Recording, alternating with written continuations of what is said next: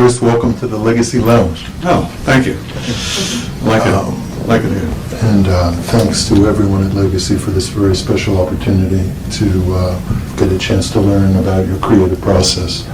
I think knowing that you were influenced by Sam Cooke and Marvin Gaye and the Motown sound and Curtis Mayfield, with and without the Impressions, and Stevie Wonder during the years he made Music of My Mind and Talking Book and Innovations. I think everyone will be fascinated by your creative process.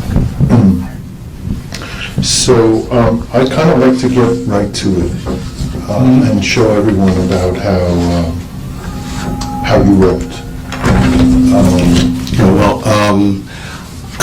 I just have to make something clear to begin with. I wasn't around in the 50s. Okay, that was the older brothers. A little bit younger than them.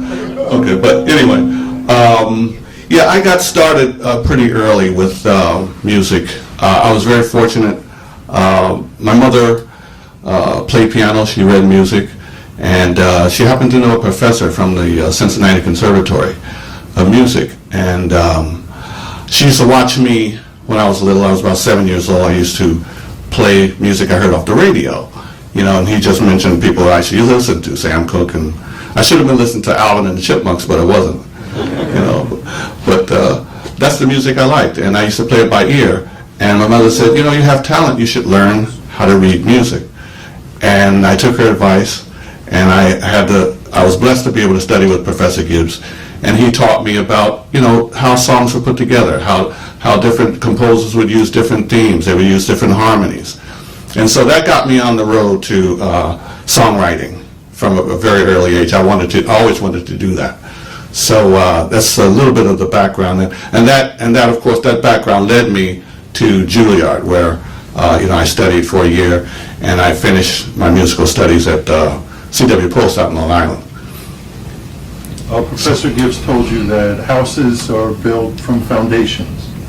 Yes, yeah, and usually the foundation of every piece is the harmonies, you know, the different, you know, voices that are used, and that's how I kind of, you know, built my song structure, what I call my chord structures from those things that I learned in classical music. So by the time you started playing with the older brothers and around 1970, 71, they were moving away from outside arrangers and horns, and this was an opportunity for you to introduce your own compositional vision. And one particular song called Love Put Me on the Corner is a great way to introduce how you wrote for the brothers. Yeah, well, this song, you know, it was written from observation.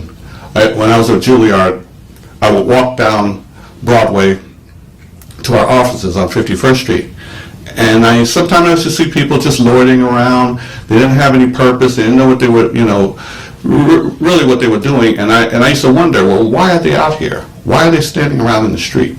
You know, and I started to say, well, maybe it's a love situation that put them out there. Maybe it was a divorce. You know, I don't know.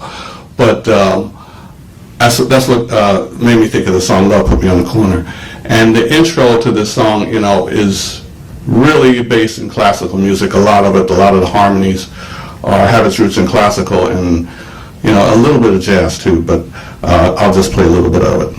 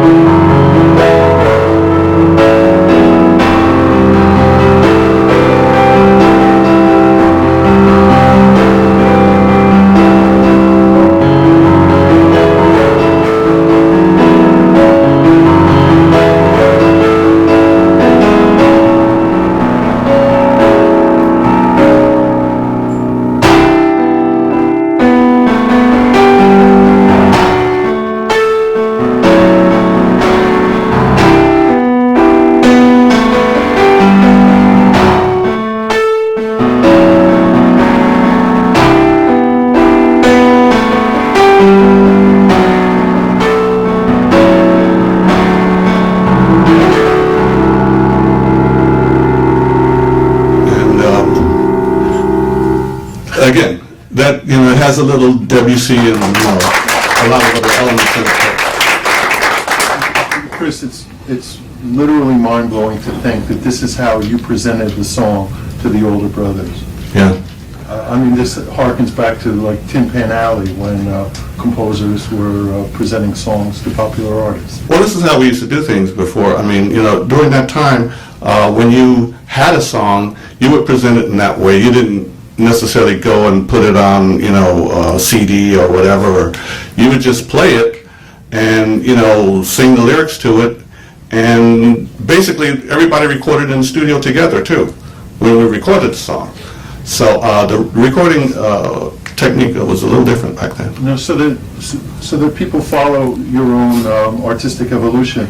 Why that's significant is because it was sort of a departure from the way you learned to write, listening to hit after hit that Motown would produce, where it was make your point, make it quickly, make sure the intro, the verse, the chorus is readily identifiable. Mm-hmm. So this is more of a departure. It's more kind of cinematic and expansive. Right. During that time, this was about 72, I think it was, people were putting long intros on songs too. I remember Isaac Hayes had an album called Hot Buttered Soul, and he had 4 songs on the album. That was it. And the intros were like 5 minutes, 6 minutes. I welcome you guys back on here. If you're new, consider subscribing, liking, and also share this video so that you don't miss out on all the latest updates with regards to entertainment, Hollywood, and of course the pop world. So right about now, the gospel singer Leandria Johnson, she's back in the news in a very bad way, not in a very best way you can say. And of course they are saying that her inability to handle her liquor, her intoxications, and of course her struggles. I don't want to be so harsh with her in this video, but man, it's getting out of hand. And of course the news coming in, they're saying that she has again landed in trouble with the authorities, and this time around she was in Virginia. And of course, after yet another public intoxication incident, they're saying that she has been arrested, according to a couple of reports that are coming in.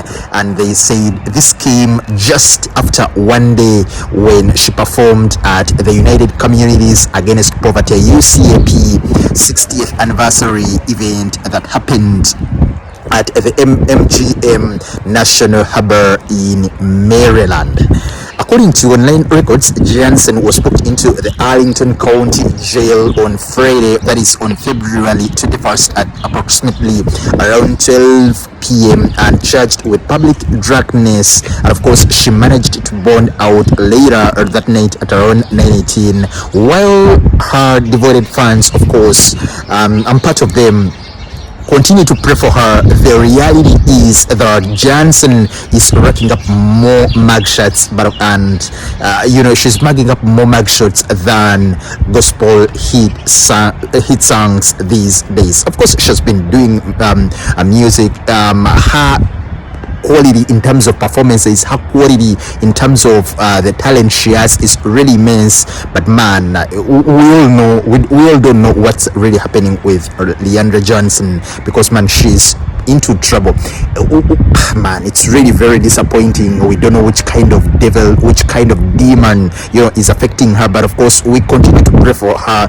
Early on, I think a couple of months ago, I did a video when she was again arrested some time ago, and because of the same issue, public intoxication and becoming a public nuisance. And again, this time around, she's again done the same thing. We pray for her. We continue to pray for her. We don't want to be so harsh and judge her, because man, it's really a very huge mental and health issue. She's suffering. I think she really needs help. She really needs prayers. She really needs her family and fans to be behind her, because it's really very, very tough. But of course, we pray for her, and we presume she will go through this whole problem.